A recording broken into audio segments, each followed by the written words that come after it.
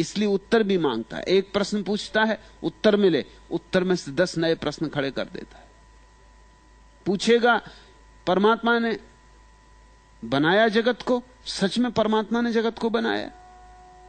और ऐसा लगता है कि बड़ी श्रद्धा से, बड़ी निष्ठा से पूछ रहा है। कहो कि हां परमात्मा ने जगत को बनाया, और 10 प्रश्न खड़े हो जाते हैं। क्यों बनाया? फिर ऐसा ही क्यों बनाया? फिर इतना दुख क्यों बनाया?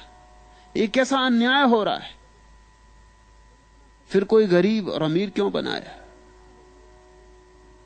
फिर कोई सुखी और दुखी, और कोई सोने की चम्मच मुंह में लेके पैदा हो रहा है, और कोई दाने दाने को मुहताज है। फिर ऐसा क्यों किया?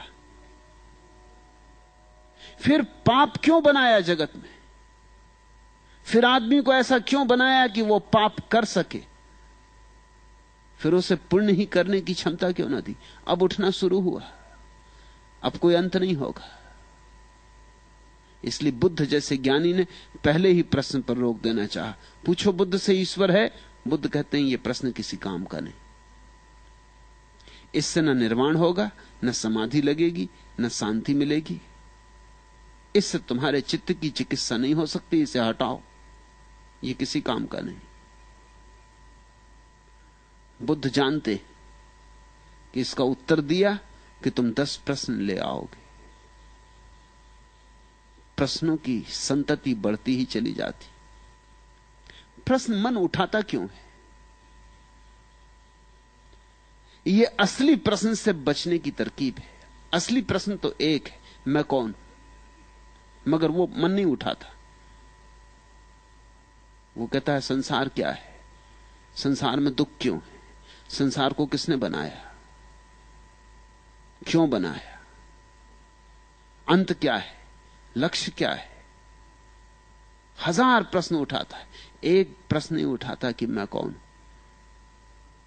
महर्षि रमन के पास जब भी कोई जाता था, कोई भी प्रश्न लेके जाए, वो कहते छोड़ो, ये असली प्रश्न पूछो।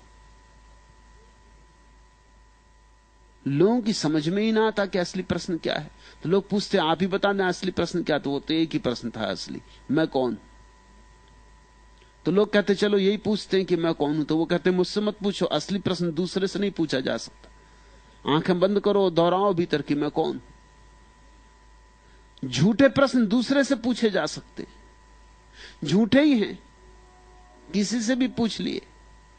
असली प्रश्न तो अपने से ही पूछा जा सकता है, अपने ही अंतरतम में गुंजाना होता है, अपने ही भीतर और भीतर और भीतर खोदते जाना होता है।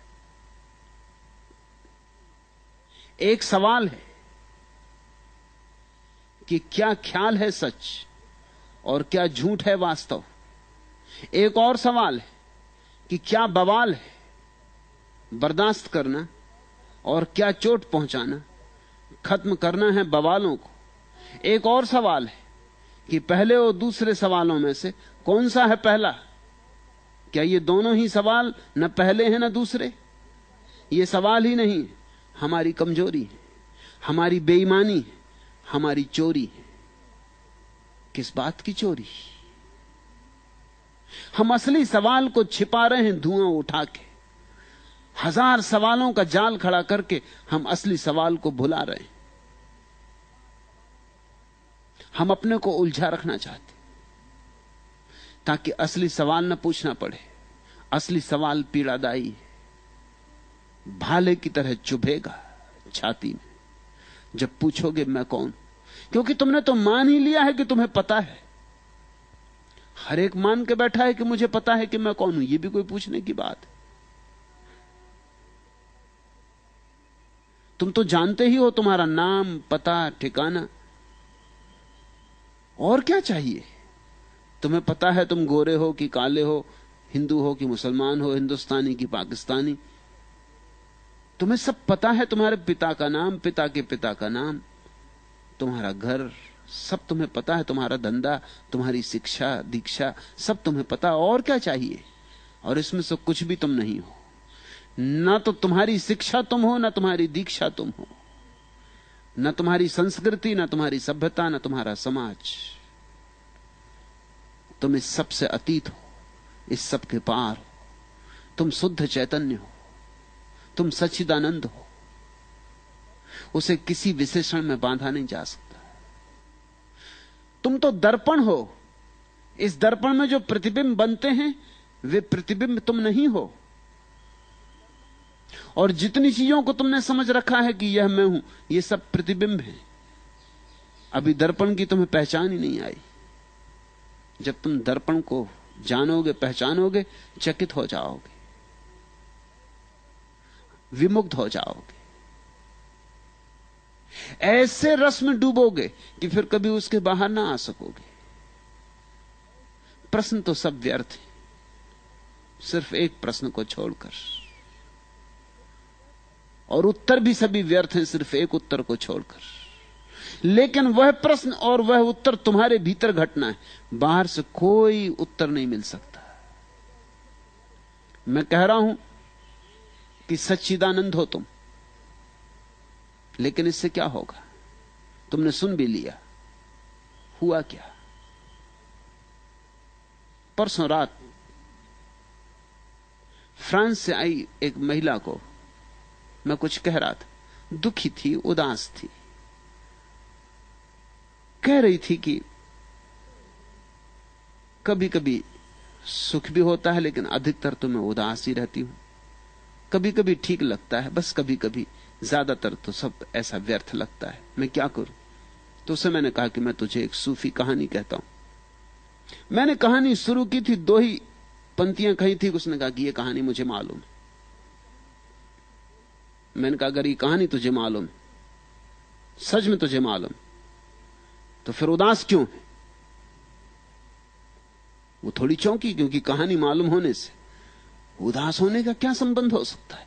तो फिर मैंने कहा तू फिर से सुन, तुझे कहानी मालूम नहीं, तूने सुनी होगी, पढ़ी होगी, लेकिन कहानी को जीना पड़ेगा। पढ़ने और सुनने से क्या होगा? कहानी तो छोटी सी है, विख्यात है, तुम में से भी बहुतों को पता होगी, लेकिन फिर भी मैं कहता हूं पता तभी होगी जब तुम जियोगे। कहानी में उससे कह रहा था कि एक सम्राट ने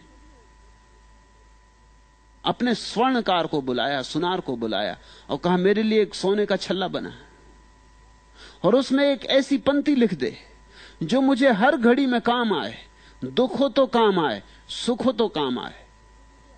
सुनार ने छल्ला तो बनाया, सुंदर छल्ला बनाया, हीरा जड़ा, लेकिन बड़ी मुश्किल में पड़ा था कि ऐसा वचन कैसे लिखूं उसमें जो हर वक्त काम आए। कुछ भी लिखूंगा वो किसी समय काम आ सकता है, किसी खास घड़ी में, किसी संदर्भ में,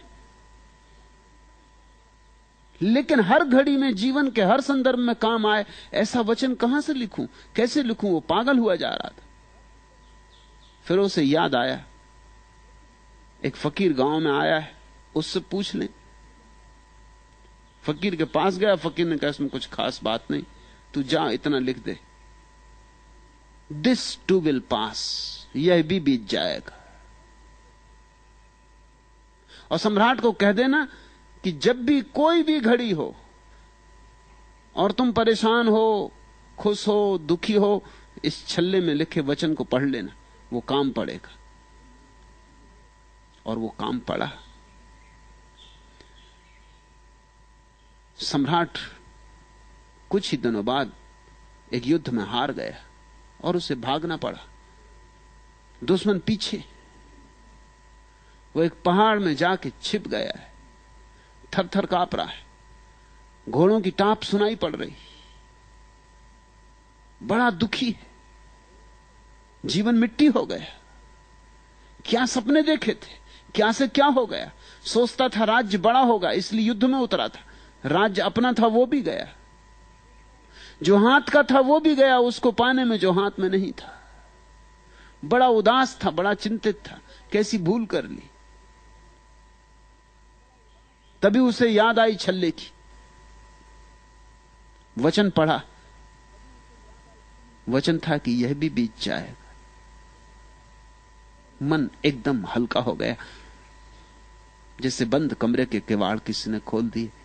सूरज की रोशनी भीतर आ गई, ताजी हवा का झोंका भीतर आ गया। मंत्र की तरह, जैसे अमृत बरसा, यह भी बीत जाएगा। वो शांत होकर बैठ गया। वो भूल ही गया थोड़ी देर में कि घोड़ों की टाप कब सुनाई पड़नी बंद हो गई, दुश्मन कब दूर निकल गए। बड़ी देर बाद उसे याद आई कि अब तक पहुंचे नहीं। और 3 दिन बाद उसकी फौजें फिर इकट्ठी हो गईं, उन्होंने फिर हमला किया। वो जीत गया, वापस अपनी राजधानी विजेता की तरह लौटा। बड़ा आंकड़ा था, फूल फेंके जा रहे थे, दुदुम भी बजाई जा रही थी, भारी शोभा यात्रा थी। तभी अकड़ के उस क्षण में उसे अपना हीरा चमकता हुआ दिखाई पड़ा अंगूठी का। उसने फिर वो वचन पढ़ा, यह भी बीत जाएगा, और चित्त फिर हल्का हो गया, जैसे कोई द्वार खुला, रोशनी भर गई। वो जो अहंकार पकड़ रहा था कि देखो मैं ऐसा विजेता था कभी पृथ्वी पर, इतिहास में लिखा जाएगा नाम स्वर्ण अक्षरों में, उड़ गया।